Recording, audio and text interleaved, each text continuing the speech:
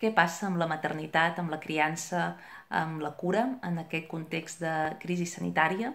Doncs que l'emergència del coronavirus ha posat de manifest l'ingent treball de cures que les dones venim portant a terme.